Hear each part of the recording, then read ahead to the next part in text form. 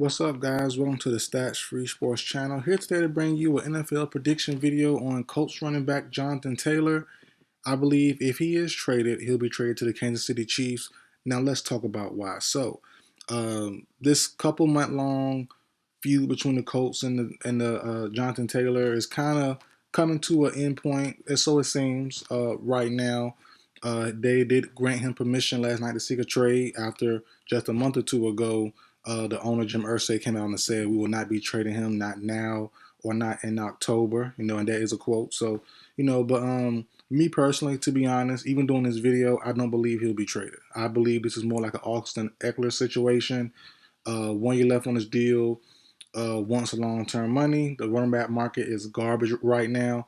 I believe he'll look out there into the NFL stratosphere, NFL community. Talk his agent will talk to teams, talk to GMs, talk to owners, and I think they won't get back what the Colts will like in return. That's a first round pick. So for me personally, I will lean towards him not being traded. But like I said in the intro, if he is traded, I believe the Chiefs are the best spot for him. And I'll get into why, and also why. Well, no, I'll get into why the Chiefs and also a couple other teams, and why I don't think they do have a shot at getting Taylor.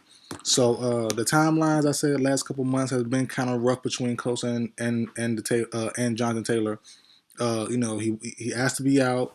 Jim Irsay made some statements that people deem controversial. I don't. I think it's being more realistic, and he not quoting Irsay verbatim, but basically he said, if I pass away and Taylor is kicked out the league, the league will move on. The league will not miss us. The fans will keep pushing on, and that's true. I don't see nothing he said wrong there.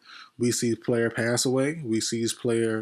Uh, we see players they retire, they get old, get brittle, and be on injury reserve and all that stuff. And the game keeps going. The game stops for nobody. And I know it's sad for the moment, but the game keeps pushing. Players keep playing. The money still flows, and that's just how life works for real life jobs, for professional sports. So I don't see nothing Jim Irsay said wrong. I just think, for me personally, people kind of soft. But as far as Jonathan Taylor goes, he's a stud. Had one bad year last year, which was his third year, but the first 2 years prior, he was fantastic. Had a little fumble issue. What was his first year? Solved that his second year. Had a great year. As I said, last year for the whole entire coast was just a mess. So I don't really put that on him. Little injury bug there, but I was expecting big things from this year from Taylor. Him and Richardson, Pittman, Alec from Cincinnati they just drafted. They have a lot of good guys. Mo Alley Cox at tight end. The other guy at tight end from UVA. They have a pretty good offense. So I would love to see him grow with Anthony Richardson. I still think he'll be around. And for me personally, my method on drafting running backs, and it's sad to say, but I one of the best draft experts in my opinion, Matt Miller basically goes by this. Rule 1, draft the running back. Rule 2, play the running back if he's good. Then Rule 3, franchise tag the running back one time. And then the next rule, go back to square one, draft the running back. And I kind of go by that too. Unless you're a super, super special running back. And there's not many like that. Is Jonathan Taylor super, super special? I don't know. Was it the scheme that year? It was him, it was Wentz, it was Frank Wright. They had a great old line, or was it Taylor? It was a combination of both. We're not quite sure because when we seen him without Frank Wright last year, it was just a mess. So you can't really judge it. So, um, you know, I don't think Taylor gets paid long term money. I really think whatever team gets him is a 1 year rental, and they might give him a 2 year deal after that, but I don't see him getting long term big money, and that's a sad part for guys growing up playing running back. Because I myself grew up wanting to play running back, so wanting to be like at least for my era, Lil Daniel Thompson, Sean Alexander, some of those guys who were dominant, can do it all guys making good money. Those days, well, I know it's been running back since, but, those days of, guys getting paid and guys being workhorses and being solo backs are kind of gone. You have a couple Chubb now, Derrick Henry, Probably my guy Bijan for my Falcons. That's about it. No other running back is really doing it all. No, I guess Saquon, he's the main guy there. So, but on to some teams though, and why I think they want that they will not get Jonathan Taylor. So one, a lot of people have been telling me about was the Tampa Bay Buccaneers. They have two backs already, Chase Edmonds and Rashad White. I like White. I really do. I think he can, do it all back. More of a receiving back though, but he can do it all. I think those two guys are fine there. I get it though. You have Baker, you have Kyle Trask at quarterback. Why not add in a primetime premium running back like Taylor? But for me, honestly, the way the Bucks are, they don't have a quarterback, and who knows? They might play bad this year, but not well enough to get another quarterback in this year's draft that's worth really, trying to go all in for next year. So I think the Bucks are kind of going to be in sell mode after this season. I've been saying all off season. I think they're going to trade Mike Evans at the trade deadline if he's healthy, and also some other pieces also, Derek White and some other guys. So for me, I think it's a no-go for the Buccaneers. Next, the Dolphins. And plain and simple, they didn't get Dalvin Cook. That's fine. But it really, to me, falls on Mike McDaniel. He don't run the ball a lot. And he definitely should. Raheem Mostert, all those other guys he had back there last year had played really well in certain moments. But he don't run the ball as much as he should, in my opinion. So I don't see the point of getting Taylor. I think that the ball's going to be mostly in Tua hands. And they have a good run back committee of about 3 or 4 running backs. So I don't see the point of getting a guy like Taylor who needs to be a lead back. So for me, that's a no.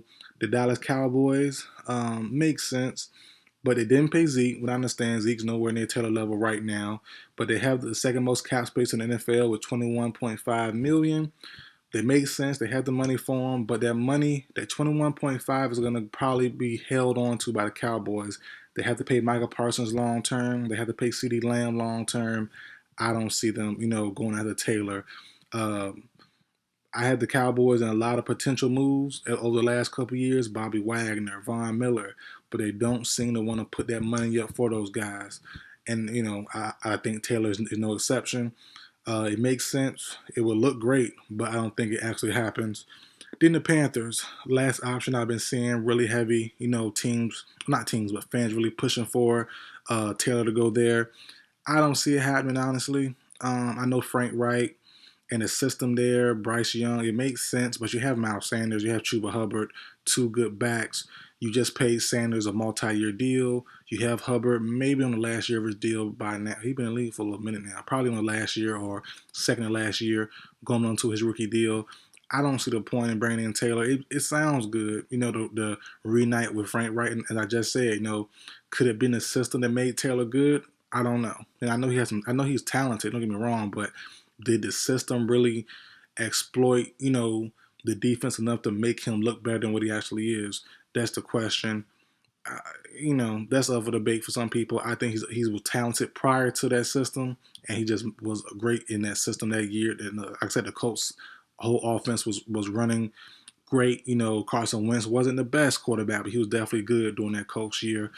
I think kind of underrated than I know the injuries and the weird plays and stuff that Wentz does, but I think he was pretty solid that that one coach year when he was there. I think it was marred kind of by that last game versus the Jags where they had to win to get into the playoffs and they got their butt whooped. So I do remember that game. I think that kind of threw salt on the wounds of a not so great season, but not terrible season for Wentz and the Colts then. But but yeah, all those teams to me, Panthers, Dolphins, Bucks, it sounds good. The Cowboys, it feel good, it makes sense. But who's gonna? As I said, the Colts want a first round pick. Who want to give a first round pick for Taylor when you can draft someone, or you still have guys like Kareem Hunt that's still available. You still have guys like Dalvin Cook, who was still in the market for so long. I know Taylor's younger, but is he that much better than Dalvin Cook is right now? I don't think so. Is he that much better than Hunt is? He's better, but is he that much better and paying long-term money? I don't think so. And as I said, with Matt Miller's rule, someone might give him another 2-year deal with the out after the first year, and go ahead and cut him and let him see what happens then. So I think it's a good chance the Chiefs land him and it'd be like a 1-year rental. I don't think they bring him back. They have Pacheco. They have Jerry McKinnon, who was more of a receiving back but can run the ball. I think if they bring in Pacheco, well, they have Pacheco, bring in Taylor, keep Pacheco, keep McKinnon. I think that's a perfect fit for the Chiefs. They're going to rely on a bunch of wide receivers who aren't really, they're proven because they won the title last year, but they aren't really, it's no star power there. You got Justin Ross, Sky Moore, Rice, the rookie. I forgot where he's from. Tony, uh, Marquez Valdez-Scantling. There's no star power there in that Chiefs wide receiver room. So I think they might need to look a little different. Not look different, but they might try a little different things this year and be more of a running team. And that could be, or mixing them run a little bit more. And if you have guys like Taylor, like Pacheco, like McKinnon, that will definitely do you wonders. And all of them can stay healthy.